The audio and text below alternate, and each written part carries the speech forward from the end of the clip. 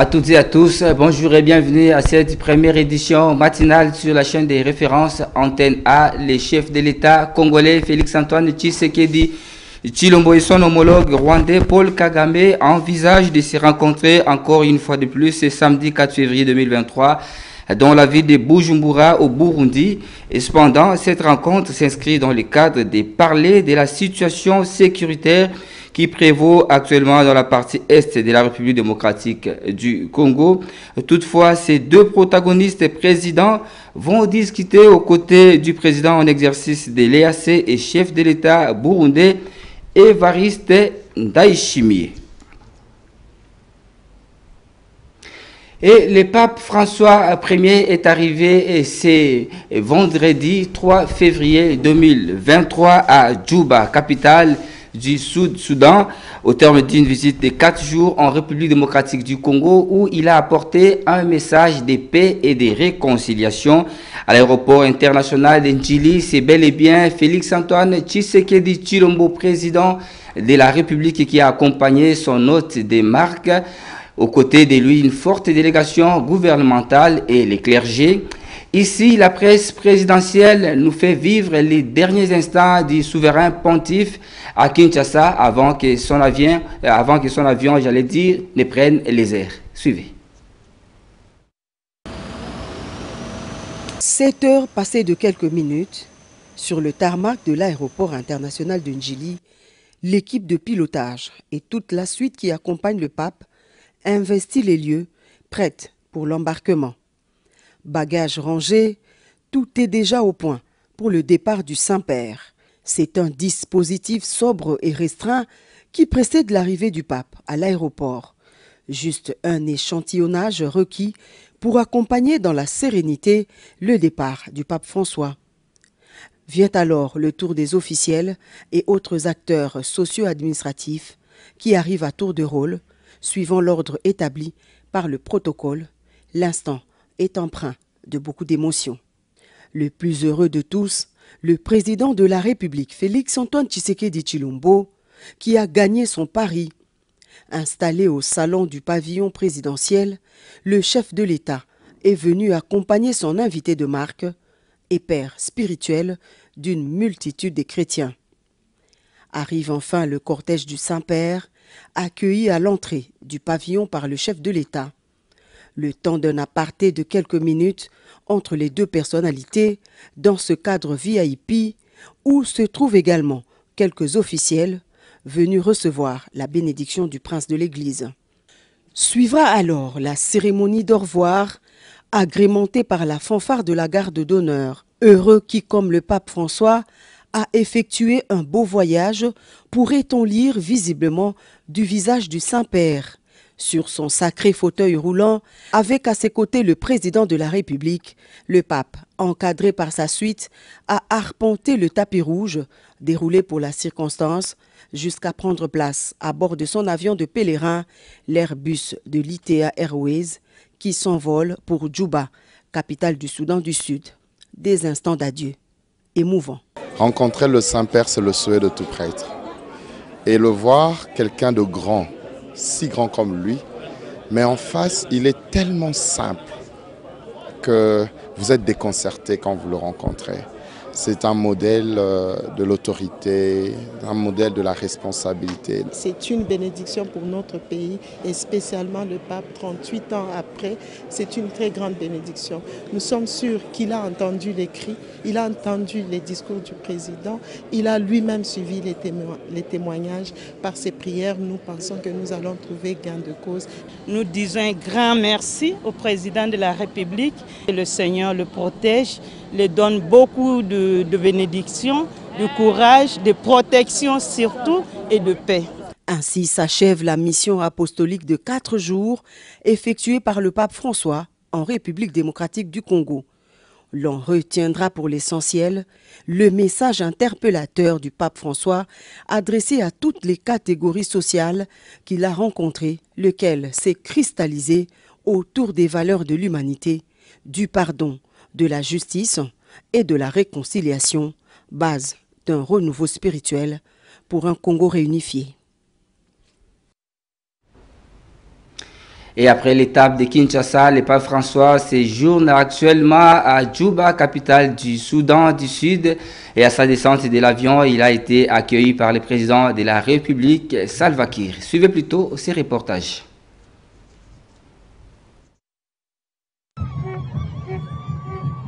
Après 4 jours passés en République démocratique du Congo, le pape François est arrivé ce vendredi au Soudan du Sud.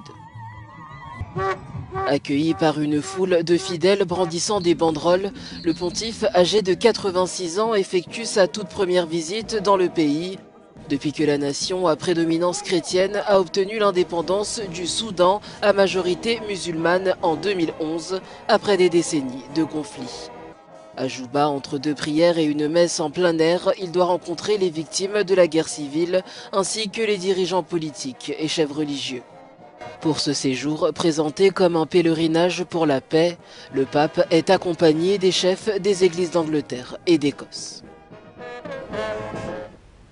Et d'aucuns se posent la question sur ce que sera la répercussion du message du pape François en République démocratique du Congo. Eh bien, Popol Diakwaou a recueilli pour vous les avis de quelques chrétiens qu'il a rencontrés. Suivez. Le pape vient effectivement de partir, de rentrer à Rome via le Soudan après un séjour très riche dans notre pays. Le pape est venu nous donner l'occasion de faire un nouveau départ. Il a abordé il a eu un message très fort qui a une dimension à la fois spirituelle, politique et sociale. C'est une remise en question à travers son message qui concerne chacun dans ses responsabilités pour faire les choses autrement. Le pape a dit, regardez vos mains et méditez. Prenez conscience de votre responsabilité. Et ça, c'est tout le monde qui a cette responsabilité de dire, qu'est-ce que je fais avec mes mains? Il a donné un message fort que les hommes d'église puissent davantage s'atteler à la mission qui est la leur. Et cette mission est d'ailleurs circonscrite dans la parole de Dieu pour apporter la bonne nouvelle aux pauvres, pour s'occuper des pauvres et d'éviter davantage ce qui nous divise, d'éviter davantage la recherche du gain facile, d'éviter les divisions. Et ça, c'est un message apporté à l'Église. Je crois que ce message va être suivi à la lettre et les responsables de l'Église au niveau du pays vont prendre des dispositions et des mesures nécessaires pour que la parole du pape soit plus ou moins respectée. Mais en même temps, au niveau de l'ensemble de la communauté nationale, ce passage est un réconfort. Parlons enrôlement des électeurs dans la province du Kasaï oriental où Jean Ilongo Tokole, membre de la plénière de la CENI, poursuit avec la sensibilisation de la population. Eric Izami et Marie-Sylvie Fortune Mboula pour les reportages. Les centres d'inscription dans la province du Kasaï évoluent très bien. Chacun ses bat bec et ongles pour enregistrer plus d'enrôlés par jour. C'est les résultats d'un marathon de sensibilisation effectué par Jean Ilongo Tokole, membre de la plénière de la Commission électorale nationale indépendante CENI en mission de supervision managériale dans cette province du Kasaï oriental.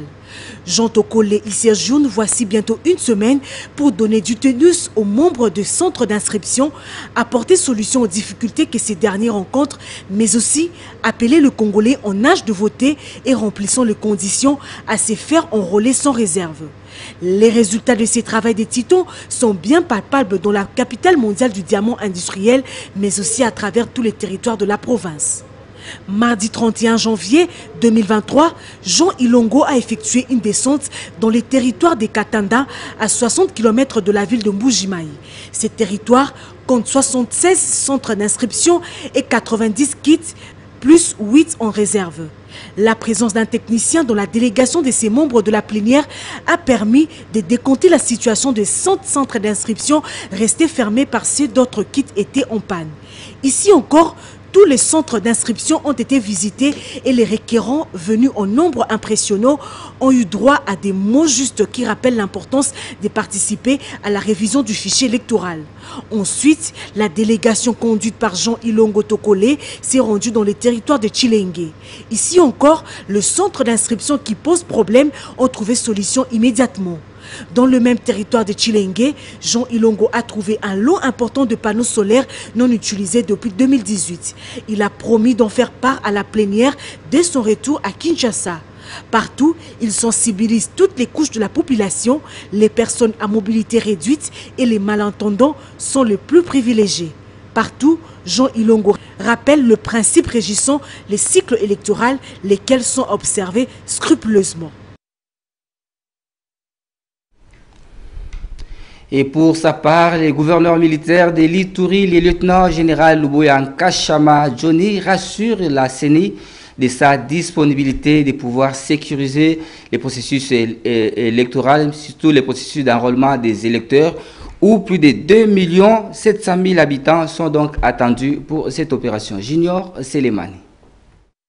En Ituri va se dérouler normalement. Toutes les dispositions sont déjà prises par l'administration militaire pour sécuriser l'ensemble des circonscriptions électorales dans cette partie de la RDC. Assurance du lieutenant-général Luboya Nkashama Johnny, gouverneur militaire de l'Ituri, en sa qualité de président du comité de sécurisation du processus électoral à une délégation de la CENI conduite par son secrétaire exécutif provincial. Le gouverneur s'est engagé à mobiliser toutes les forces dont il dispose pour accompagner la CENI, à déployer le matériel, à sécuriser le personnel.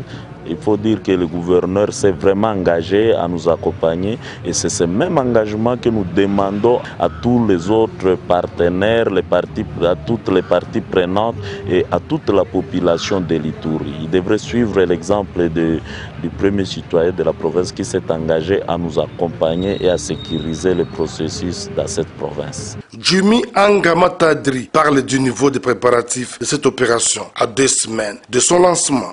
Vous savez que nous venons de terminer la phase de la formation des formateurs électoraux territoriaux.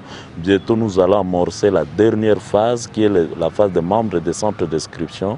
Les matériels seront redéployés vers toute la province. Et les matériels sont déjà reçus à plus de 90% au chef-lieu de la province. Nous avons eu aujourd'hui un vol de reconnaissance de l'héliport de Mambasa. Ça, c'est avec l'hélicoptère de la MONUSCO.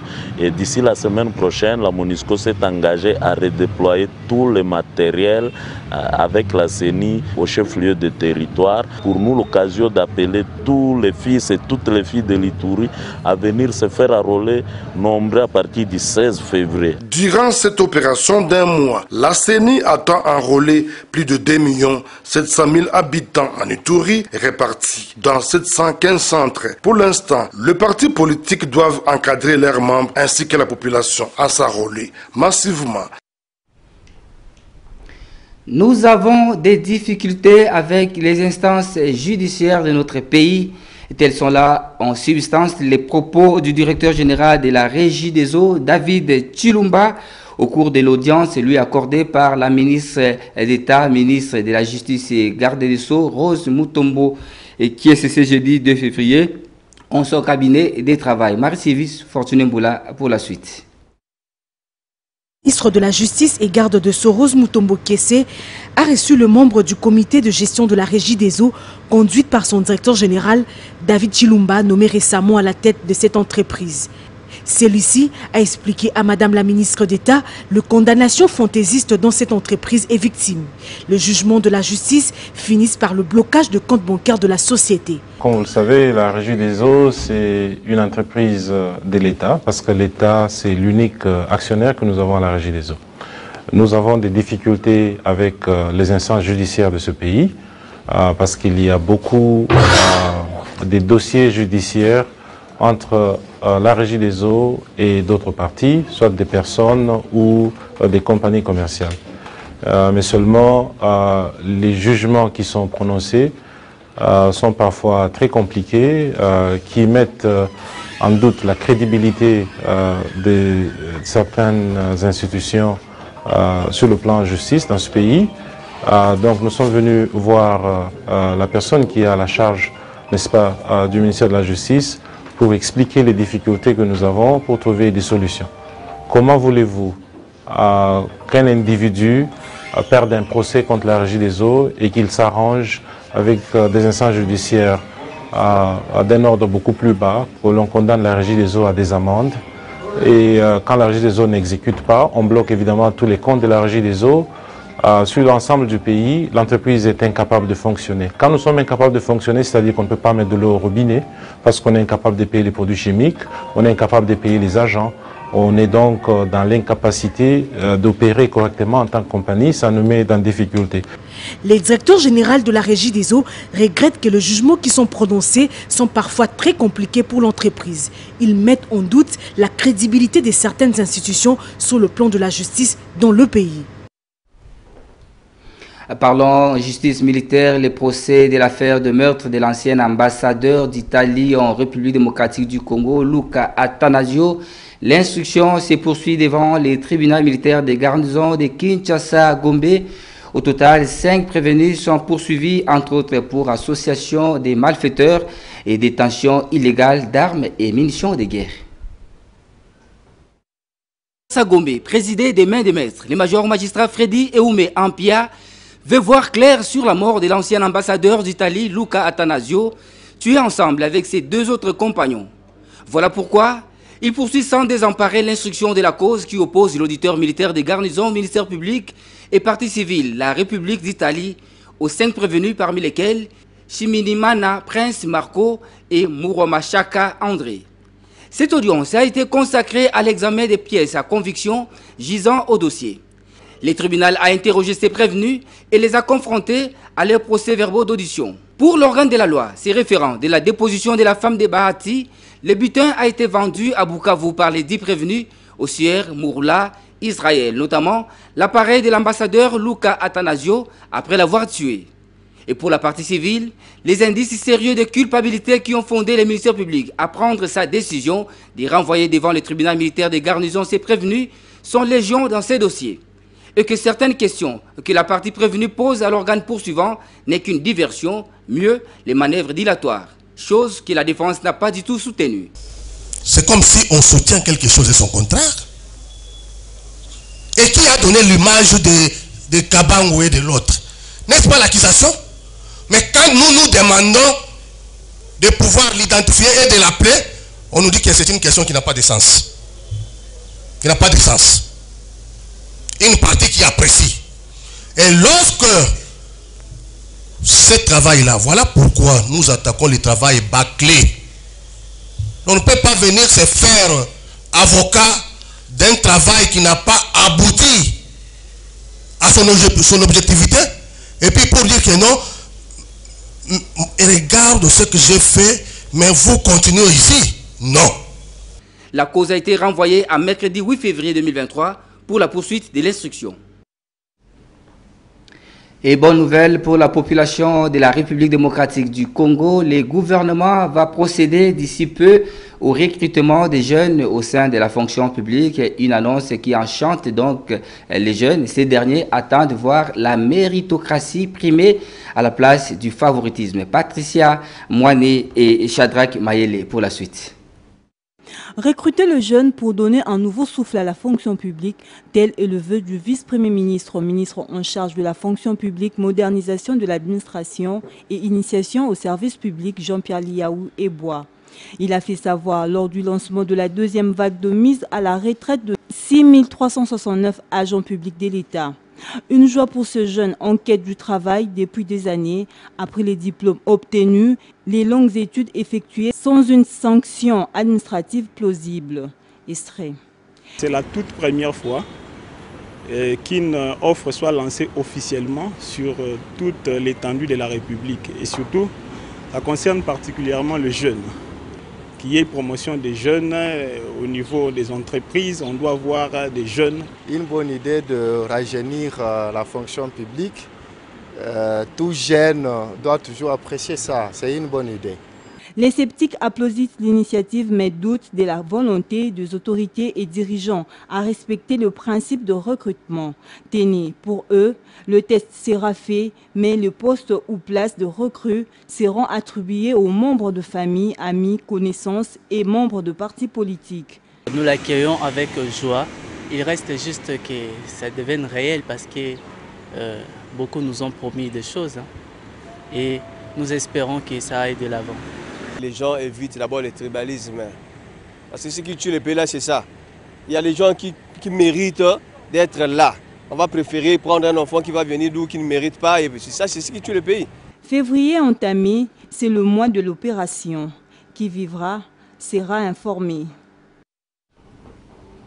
Fin de cette première session d'information sur la chaîne des références. Mesdames et messieurs, merci à vous tous de l'avoir reçu chez vous. Je vous retrouve tout à l'heure à 10 h pour le flash d'info.